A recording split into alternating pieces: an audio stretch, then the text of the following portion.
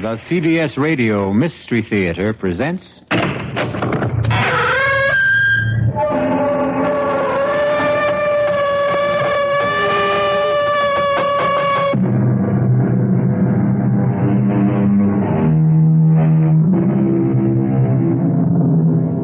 Come in. Welcome. I'm E.G. Marshall.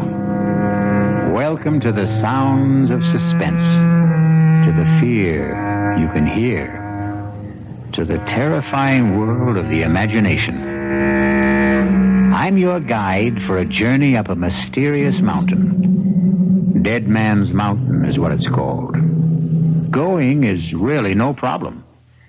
It's coming down that separates the living from the dead. Doctor, a man simply cannot age 40 years in one night. I wish I knew what to tell you, Mr. Johnson. I saw George last evening at dinner. He was 35. This morning, he's close to 80. But how could that happen? He went where he had no business going. Up Dead Man's Mountain. Is there some kind of disease up there? Some germ? Some virus that can age a man? None that is known to science. Then how do you account for it?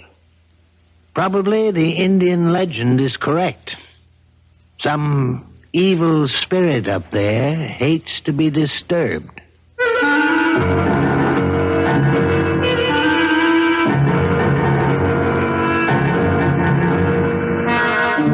Our mystery drama, Dead Man's Mountain, was written especially for the Mystery Theater by Sam Dann and stars Alan Hewitt.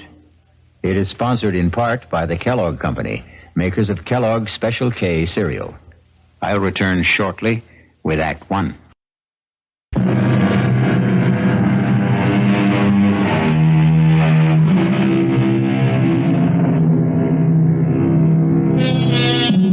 R.J. Johnson sits at his desk. Yes, the R.J. Johnson. The mysterious, the remote R.J. Johnson. I'd better explain that. His ways are mysterious, except when his plans include you. He is remote, except when he wants something from you.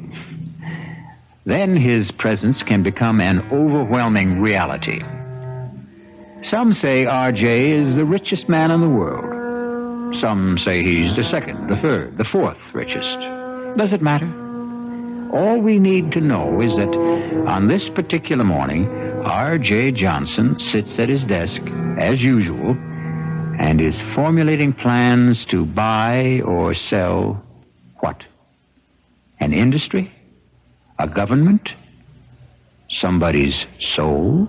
Parker, I want us to maintain our short position on Consolidated Industries. It's bleeding down steadily, and we should help depress it a bit, too. No, I'm not afraid of anything like that. They won't get a government contract. We can see to it. Pick up National Computer and Starlight Oil.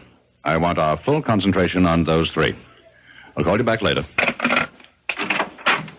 Yes, Mrs. Dollard. Come in. Mr. Johnson, George Morrissey is here. And about time. I want hourly reports on Consolidated, National, and Starlight to see to it that Parker can always reach me. Now, have Morrissey come in. But, sir, about Morrissey. Is there a problem? Well, I... You were saying? Perhaps I should have said... Mrs. Dollard, are you all right? Perhaps I should have said... There's a man outside who claims to be George Morrissey. Well, Mrs. Dollard, you know George Morrissey. I thought I did. If there's any doubt, check security. I did. Then that settles it. He could never hope to get past the lobby elevators if he weren't George Morrissey. Mr. Johnson, maybe what I'm trying to say is there's a man out there. And I don't want him to be George Morrissey. Have him come in here. Yes, sir. Mr. Johnson will see you now. Do you see what I mean, Mr. Johnson? Mrs. Dollard, is this your idea of a practical joke? Who is this? Please, R.J., don't yell at her. I can't stand noise. George? Yes, George. You can't be George. Look at me, R.J. Look at me. I can't believe it. You don't want to believe it. What happened to you? Please let me sit down. He walked out of this office 3 weeks ago. Yes, 3 weeks ago. He was a man of 35, and now... Now I know. I look in the mirror. I could be 75. His hair is all white. He's wrinkled, stooped. And that's not the worst of it. I feel 75. I couldn't even walk without this cane. George, the first thing you have to do is tell me exactly what happened. I was at Manitou Mountain, getting the development deal set, and R.J., listen, we'll have to forget it. Give it up. What are you saying? I'm saying forget it. Look at what happened to me. They said, all the locals, they said, the mountain was haunted. Terrible things would happen to anyone who went up there. Talk sense. Can't you believe your eyes, R.J.? Look at what happened to me. George, start at the beginning. I couldn't get anyone to drive up the mountain road. So I hired a car. I drove it myself.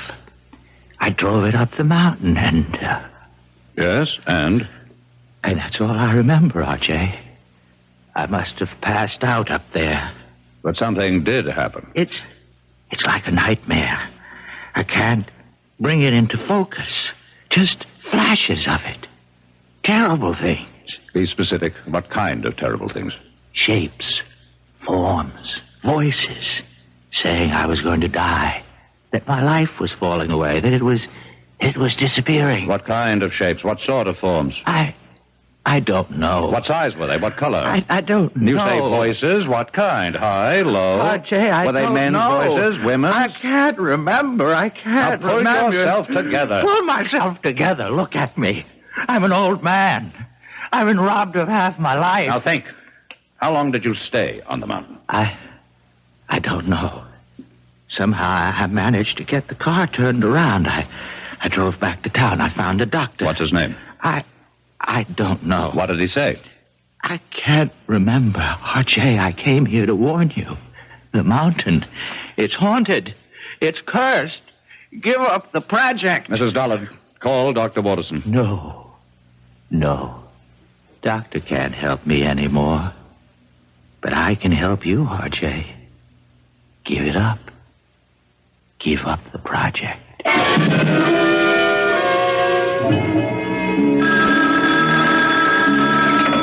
Dr. Watterson? Yes. Keep him on fluids, and whatever you do, see that he remains absolutely calm. That was the resident. About George? No change in his condition. Have you checked the local doctor? The one who saw him first? Well, we called him. He reports he treated a man of about 70 for exhaustion. That's all you could get out of him? And that's all he had to say. And what have you got to say, Doctor? We find that George Morrissey has the physical signs of a man in his 70s. But you know very well he is not in his 70s. Chronologically, no. Medically, yes. Is there a disease that could age a man so radically in so short a time? I would say a man could be ravaged by some psychic or physical attack, but here we have no signs of trauma. His tissues, organs, nervous system, circulatory system, they show the deterioration that could only be caused by aging. Let's cut through all this, Doctor. How did it happen? We don't know. You don't know. Am I supposed to buy this nonsense about a haunted mountain, curses, and all that? I don't have the answer, R.J. Watterson, over the years, I have contributed millions for medical research. I bought this whole hospital for you. So, are you telling me that now, when I need some answers, I'm not going to get anything for my money? I'm telling you that we have no answers at this time. Is it possible that George could be faking? Why should he want to fake? Answer my question. The answer's no. I want to see him. He's very weak. Is it important? I don't make unimportant requests. Well, just for a minute or two at most. And please, don't excite him.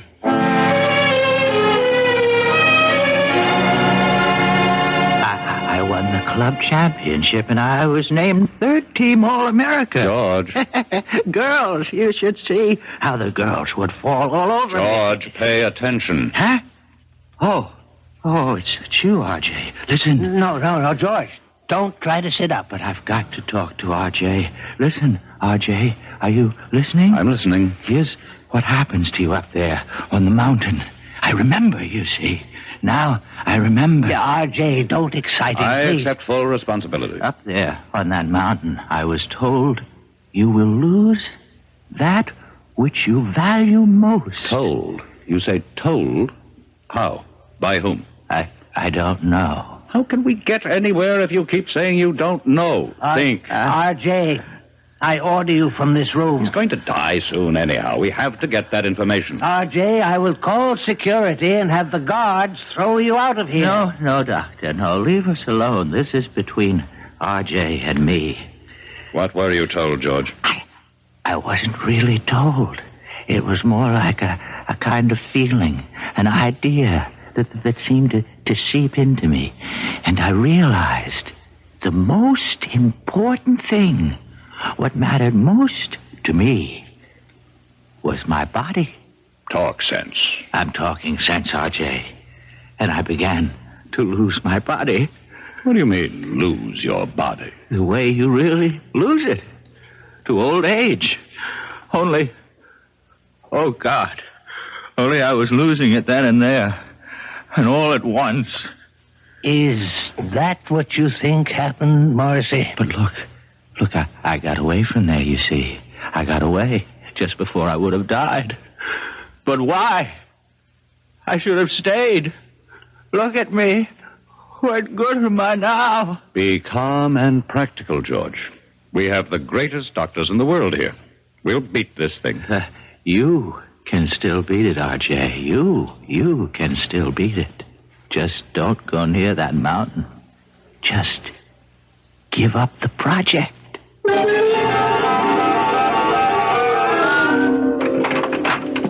You wanted me, Mr. Johnson? As Parker called while I was out. Yes, sir. He reported in. Consolidated stock is still falling. That's good. National computer is rising. And Starlight Oil is doing well with the new government. Tell him to increase our holdings. Try 10%. Now, cancel the rest of today and all of tomorrow. Yes, sir. Call Chuck Daly. I want him here in 3/4 of an hour. Sir. What is it? Well, Chuck's about to leave for Florida. His daughter's getting married this afternoon. Tell him he is to fly me up to the Manitou Mountain area. But, Mr. Johnson... Now, what is it, Mrs. Dollard? You can't go up to Manitou Mountain. Why not? Well, you saw what happened. What did happen? You saw George Morrissey. About George Morrissey. Either he caught a disease... But medical science doesn't know of such a disease. Medical science is constantly being surprised. Obviously, someone does not want me to develop the Manitou Mountain Resort Complex. And perhaps they managed to buy George Morrissey. But I would bet my life on George Morrissey. You must never bet your life on anybody, Mrs. Dollard. The nearest town to Manitou Mountain is Lafayette Center. Reserve a room for me there at the motel. But he is George Morrissey. Fingerprints, dental records. Reserve it under the name R.J. Smith. Mr. Johnson, are you going up there alone? You know perfectly well, Mrs. Dollard, that the way to get something done is to do it yourself. But isn't it dangerous for you to go? Mrs. Dollard, I have complete freedom of action because, as you know very well, practically nobody on the outside has the faintest idea of what I look like.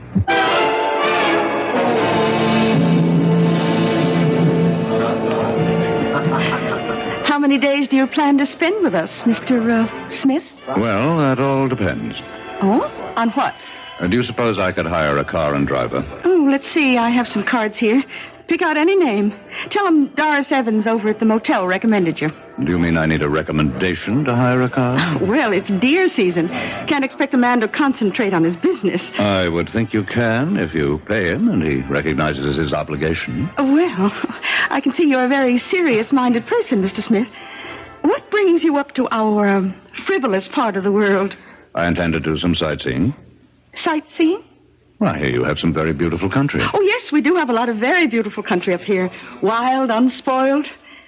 And we aim to keep it that way, too. Tell me, is there a doctor in town? Oh, Oh, I hope nothing's wrong. I wouldn't want you to get sick on us while you're here. No, I should just be checked every now and then. Oh, well, we do have Doc Stallings. Does he have office hours now? His office hours are when he's not hunting or fishing. But I think he'd give up a chance at a 12-point buck for you. Why? Well, he doesn't get an opportunity like this every day. To do what? To treat the world-famous R.J. Johnson. I see. How did you know Oh, I'm sorry. Really, I shouldn't have given it away. After all, if you want to call yourself Mr. Smith, we should indulge that little conceit. But how did you know? Mr. Johnson, the whole town knows you're up here. Why, we've all been waiting for you.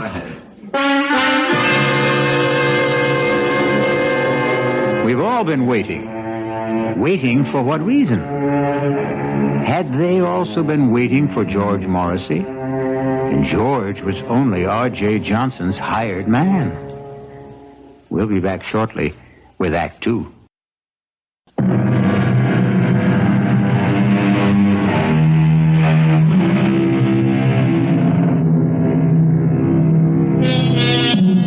One of the world's wealthiest men sits in the tiny lobby of a small motel in an out-of-the-way village somewhere in the Adirondacks.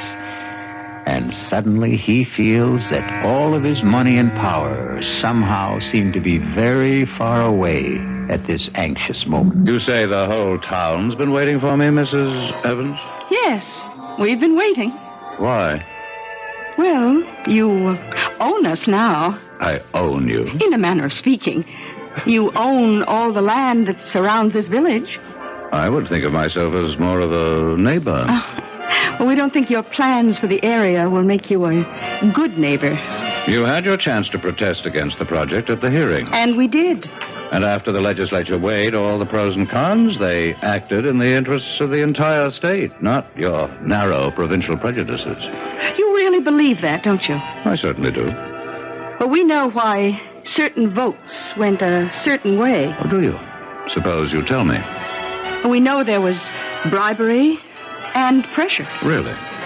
None of this was found by the special prosecutor's office. Well, I must admit, though, I admire your courage. My courage? To come up here, all alone, without your thugs. Oh, just a minute, Mrs. Evans. Oh, they have clean fingernails, excellent manners, college degrees. But they help you to steal and cover your tracks. In that sense, they're no better than common thugs. You really believe that, don't you?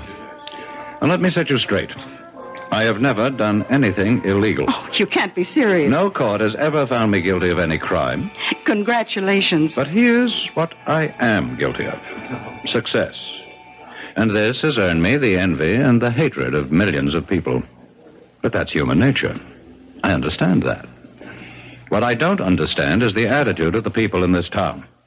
I'm not taking anything from you. I'm going to make every one of you rich. Can't you believe it? Oh, yes, we believe it. Do you have any idea how property values in this town will skyrocket when the development is here? Yes, indeed. Then why is everybody so unhappy? You know, you remind me of my husband. My late husband, that is. In what way? He was an unsuccessful version of you. He also worshipped money. But he didn't know how to make it. Now, what happened to your husband? Well, he went up to what your investment brochure calls Manitou Mountain. Dead Man's Mountain, we call it around here, and it killed him. How could the mountain kill him? It's an old Indian legend. Unless your conscience is completely clear, that mountain will kill you. Well, it killed poor Sidney Evans, rest his soul. Killed him? How? He was discovered at the foot of it. He was completely shriveled. There must be an explanation. Doc Stallings never found it. He just wrote it up as death due to causes unknown. Stallings is, after all, only a country doctor. That's right, he is. Tell me, how do your high-powered city doctors explain Mr. Morrissey? Oh, you know about Mr. Morrissey? Oh, the whole town knows about Mr. Morrissey. Poor Mr. Morrissey, he went up there. Something he had no business doing. I must correct that. He had every business doing it. He was my agent inspecting my property on orders from me. But the fact is he went up there, and the mountain got him. Have other people met with mysterious results after climbing that mountain? Oh, very few and far between. We may be just country folk up here, but we learn from experience.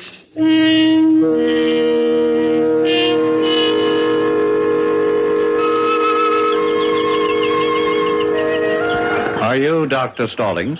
Well, look who's here. They said you'd be out fishing. Well, that's never a bad guess, but it takes two, and the trout won't play. I'd like to talk to you. Sure. I'm willing to pay you for a consultation. Oh, I intend to charge you. Well? Well, what? Well, aren't you going to come up here out of the water? Well, you see, I got my eye out for a certain brown trout. So you just tell me your symptoms, and I'll decide whether I have to examine you. An employee of mine. You treated him recently. George Morrissey. Oh, him.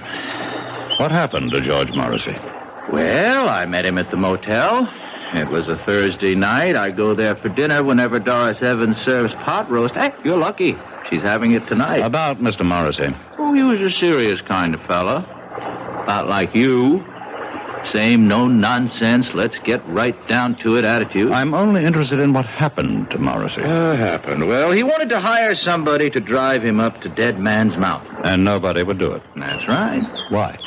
Well, you've been told why by now, I'm sure. I'm asking you why. I'll tell you the same thing. That's impossible. Why is it impossible? Oh, I see what you're thinking. It's all right for the simple-minded hicks up here to swallow that superstitious nonsense, but me, I'm a doctor. A product of a highly sophisticated, specialized education. That's exactly what I'm thinking. Well, think again, because I believe it too. There has to be a reasonable, logical, rational explanation for what happened to George Morrissey. Oh, there is. He offended the spirit of the mountain. Oh, you consider that reasonable, logical, rational? Would you feel better if I said there's something up in that mountain, a virus, a bacillus, a fungus, which somehow causes immediate aging? It would be a more rational explanation. You mean more acceptable? I want to know what you believe, and I'll pay you for it. I believe the evidence. If you go up there, you can die. But why? Because a great spirit lives up there, and he values his privacy. That's impossible. I saw George Morrissey at dinner one night. A vigorous, athletic-looking man in his 30s. I saw him again the following evening. A broken old man, half dead. And you explain it with this half-baked legend. Well, how do your city doctors with all their modern facilities explain it? Your Dr. Watterson, a world-famous diagnostician, he called me. He asked me. This thing has to be cleared up. Why? What's wrong with a nice, quiet mystery? If word of this becomes general, it can destroy the entire project. Uh-huh. Is that bad? Millions of people will be deprived of an opportunity to enjoy healthful recreation in a fresh country environment. But it won't be fresh country, you see. You'll have super highways and smoke and noise and honky-tonk resorts. I'm convinced that you people are up to something. Well, you tell me what. I don't know. But I assure you, I have the resources to find out. Well, if you ever do, let me know.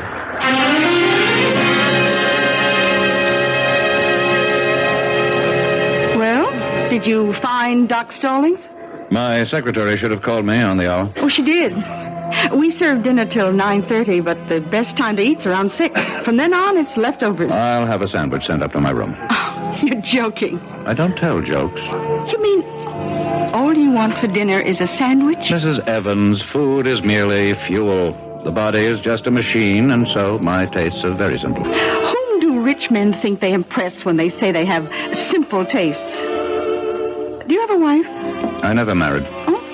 Well, so far we've eliminated wine and women.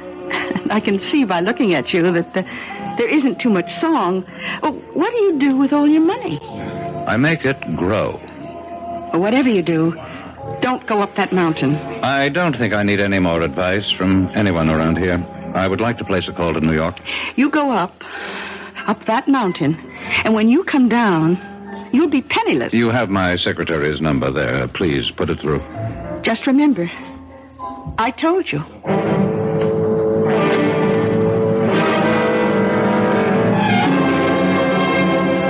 It's exactly 5 minutes past 4, Mrs. Dollard. I know that, sir. Why haven't you heard from Parker? I'm expecting a call any moment. Any moment was not his orders. I specifically directed him to report on the hour. Yes, sir. Why is there a delay? I don't know. Well, find out. Mr. Johnson, I'm only human. What did you say, Mrs. Dollard? Mrs. Dollard? Operator? Operator!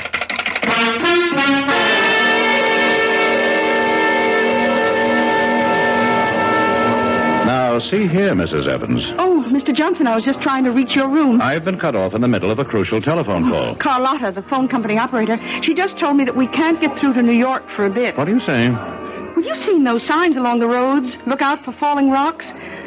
Well, we just had a pretty good slide on Route 640. But I must talk to New York. A lot of wires are down, but Ed Bailey and his boys will have it fixed before long. Oh, hi, Doc. Hello, Doris. And why does the celebrated R.J. Johnson look so agitated? Well, he can't make a phone call. Oh, my. You know, Mr. Johnson, as a physician, I have a prescription that could keep you healthy and happy for years. Doctor, I'm in no mood for your folksy philosophy. I have to make a phone call. Don't you want to hear my prescription? How long will it take to repair the lines? No, maybe an hour. An hour? Maybe less. I would prescribe the following. Chuck it all, Mr. Johnson. Give it up, settle down here, and marry Doris. Oh, I'm not sure I'd want to marry him, Doc. I'm not out to marry anybody. Oh, why not? What's going on in this town? Are you people crazy?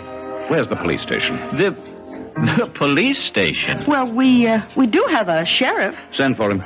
What do you want the sheriff for? There has to be some kind of plot. Where can I find the sheriff? Oh, you don't have to find him. He's coming in the door right now. Hi, Elwood. Evening, folks. A gentleman here wants to see you, Elwood. Yes, sir. Sheriff, I need your help. That's what we're here for, sir. My name is R.J. Johnson. Pleased to meet you. Sheriff, these people are trying to... Yes, sir? These people are out to do me harm. Which people? Among others, these two. Yeah, but Doc Stallings here is the greatest guy you'd ever hope to meet. Matter of fact, he takes care of me. And I personally vouch for Doris. She's my sister.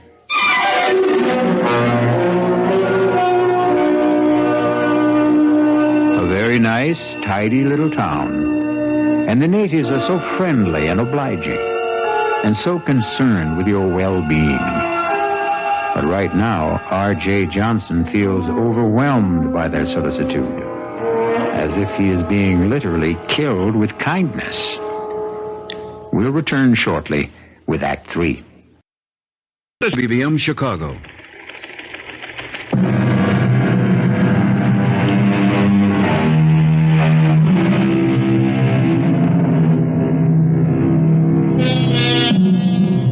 Are the people of Lafayette Center the kindly, generous-hearted folks they seem to be?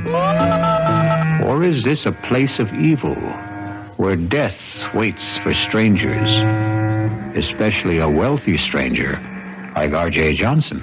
How are these good people out to harm you, Mr. Johnson? I don't know, Sheriff, but something is going on. And I demand protection until I can get some of my own people up here. Hey, you got to appreciate my position, Mr. Johnson. There's nothing I can do unless you make a choice. Well, we're only trying to help him, Elwood. You see, I look at this man's face and I hear the tension in his voice and I see his color, you know? So I say to him, change your way of life. Settle down up here. Is that harming him? Well, it doesn't seem like it. I recommend a more regular routine. And we both keep warning him, stay away from Dead Man's Mountain.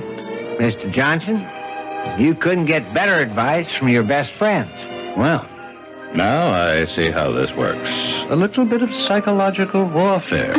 Doc, what's he talking about? I'll tell you what I'm talking about. For reasons best known to yourselves, you people are determined to keep strangers at a distance. Oh, we'd only be too happy if more folks would move up here. And so you invented this nonsense about a cursed and haunted mountain. But why? You know why, Sheriff.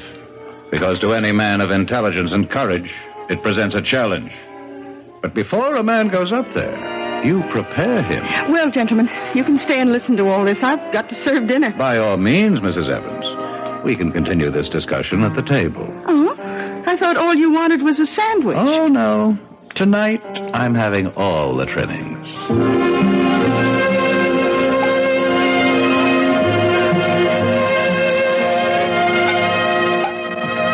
Here you are, Mr. Johnson. Thank you. Pot roast, mashed potatoes, peas and carrots. Now, that's a cure for whatever ails you. Hold on. Dr. Stallings, change plates with me, please. Why? It's the same portion. Except I always give you a little bit less. Would you mind changing plates, Doctor? No, not if you tell me why. Since I'm going up to the mountain, there could be something in this food. A drug, perhaps. Oh, I like that. Very well, Mr. Johnson. Here, have it your way. You say you're going up the mountain? Yes. After all we told you? I'm going up that mountain to prove that it's just an ordinary piece of undeveloped country real estate. Can you stop him? Why does everybody want to stop me?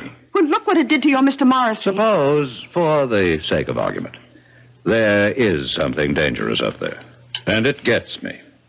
Isn't that to your interest? Without me, there can't be a development project. Well, we have a more basic interest.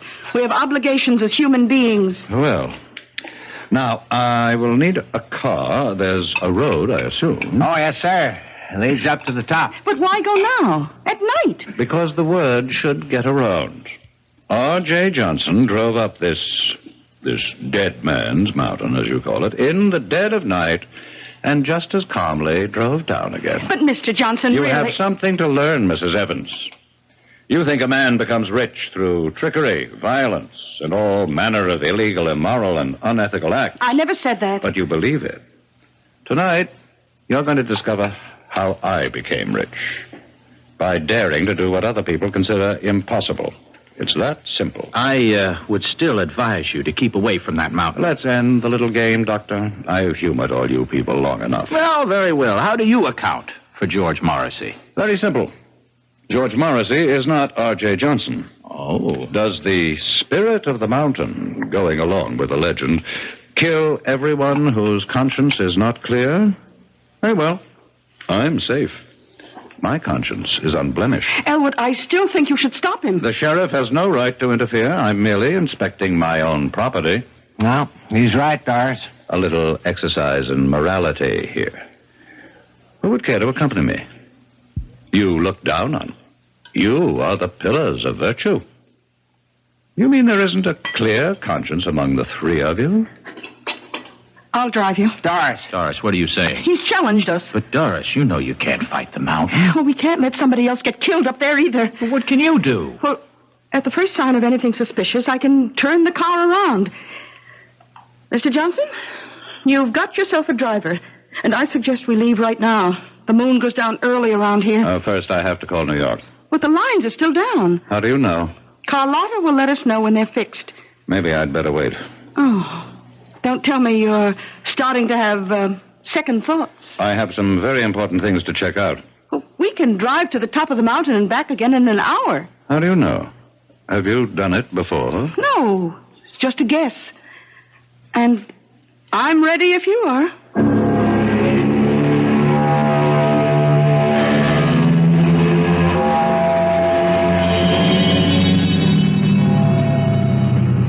Well?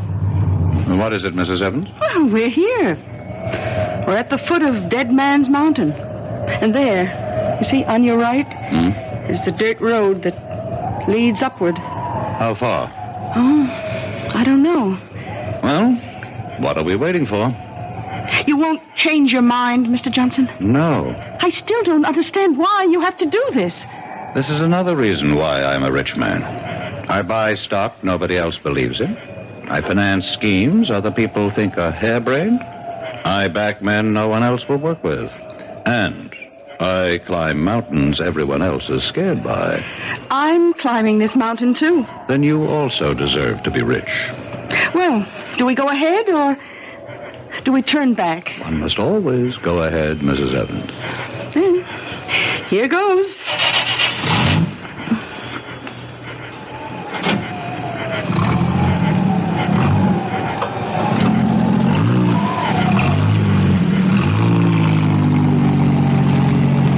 How do you feel, Mrs. Evans? All right. I guess. You guess? How do you feel? I don't have to guess. I know. I feel great. It should be interesting. What? Let's assume all you people are right. This mountain is haunted by a great spirit who strikes down all who have guilt. Which one of us do you suppose he'll strike down? Well, I don't have a guilty conscience. I wonder about that. I heard the doctor say you had a weakness for men with problems. Your late husband. Maybe he didn't have problems. Maybe you had the problems. Well, we all have problems. Stop for a moment. What's the matter? I think I heard somebody. I haven't heard a sound. Listen. RJ, I'll have the security guards throw you out of here. It's Watterson. It's Dr. Watterson. What's he doing up here? Who's Dr. Watterson? He's looking after George Morrissey. I'll throw you out of here. Did you hear him? There's no one around but you and me. Now that I think of it, that's a strange way for Watterson to talk to me. He would never have the guts to say that unless he knew something. Look, I think we'd better turn around. No. I think I'm learning something. Watterson, do you know that Watterson is Parker's son-in-law? Oh, who's Parker? My administrative assistant. He executes all my orders. Suppose Consolidated Industries is not going down. Suppose it's starting to go up. Suppose Parker is still holding. Oh, come on, Mr. Johnson. Just relax, huh? Now, if it's too much for you up here, let's turn back. Tell me, Mrs. Evans, how did you know I'd be here? Well, we just assumed. No one told you. Who would tell us? A pilot. My pilot. I didn't even know you had one. He may have been put out because I made him fly me here on his daughter's wedding day. Oh, well, that really wasn't nice. I pay him enough, but he didn't tell you. No. Listen. I don't hear anything. Just listen. There. I'm only human, Mr. Johnson. I'm only human. Why would she answer me like that if she didn't know something? I don't hear a thing, Mr. Johnson. I'm only human. Let me tell you about her. She's quiet. She's almost mousy. But she's ambitious, I can tell. I've made her a rich woman. She's in on it. She's in on it, too. She and Parker and Morrissey, they worked it out. And you're in on it, too. Me? They wanted me out of the way. And so all of you got together. You worked up this phony scheme. We're going to turn back. Answer the phone. What phone? Answer it. Hello. Hello. Mr. Johnson, I have the latest quote on Consolidated. It's going up. It can't go up. It's gone up 5 points so far. Get Parker. Close it out. Close it out. I can't find Parker. Get him. Get him. Mrs. Dollard. Mrs. Dollard. Who are you talking to? My secretary.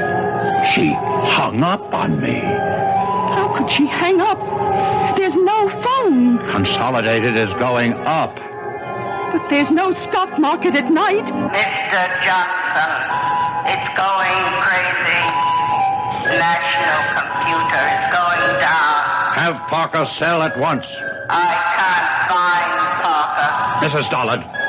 Mrs. Dollard. She's gone again. Listen to me, Mr. Johnson. Please, listen. Do you know how much money I've lost so far? Please, listen. You have nothing to be afraid of. It's just a legend. Who can be sure it's true? Oh, sure, we local people push it to scare away developers. I feel weak. As if I lost a lot of blood. Listen, you're R.J. Johnson. You're not to be taken in with this superstitious nonsense. Fight it off. I can't. I'm trying. But all my strength is going. My money. It's disappearing. Your money isn't your strength. It is. I have nothing else. Please, answer the phone for me. I can hardly lift the receiver. The rebel government just nationalized Starlight Oil. What did you say? Mrs. Dollard. Mrs. Dollard. Mr. Johnson, we're leaving. What? It happened. Everything I was afraid of happened. Consolidated went up. National went down. And Starlight... Nothing happened. It's all your imagination. Mr. Johnson. Mr. Johnson. Talk to me. Mr. Johnson.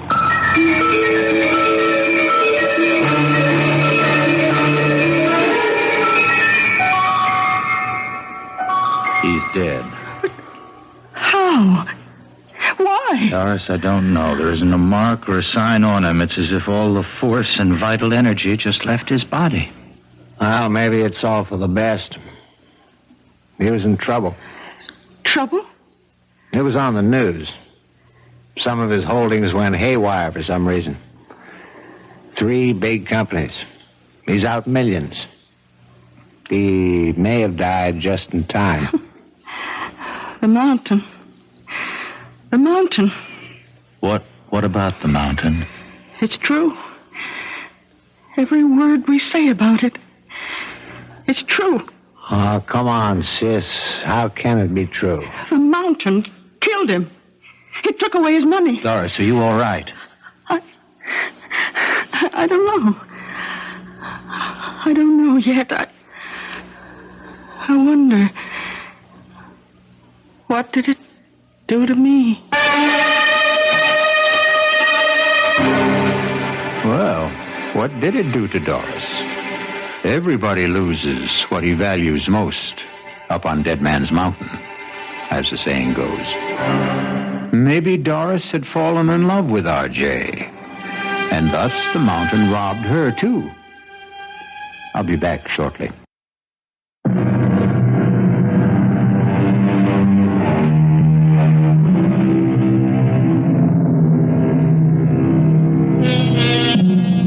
Haunted mountains.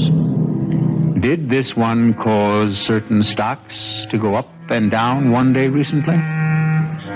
It certainly seems no more far-fetched than some of the explanations people have for the market.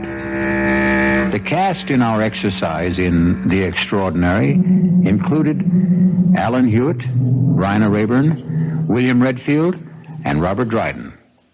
The entire production was under the direction of Hyman Brown.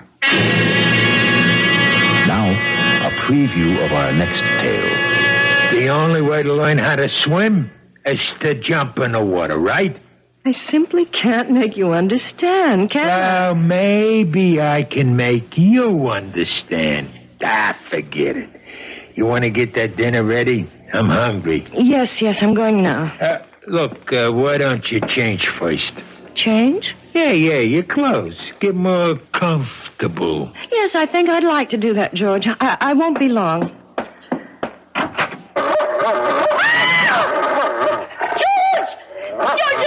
There's a dog on our bed! A horrible big dog! Take it easy. That's my surprise. That's it. Tell her. Get him out of here! Please, George, take him away! It's only a dog, for Pete's sake. He's not going to hurt you. Get it out, George!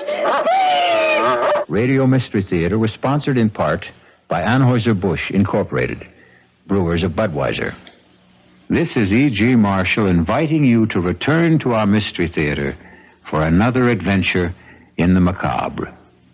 Until next time, pleasant dreams.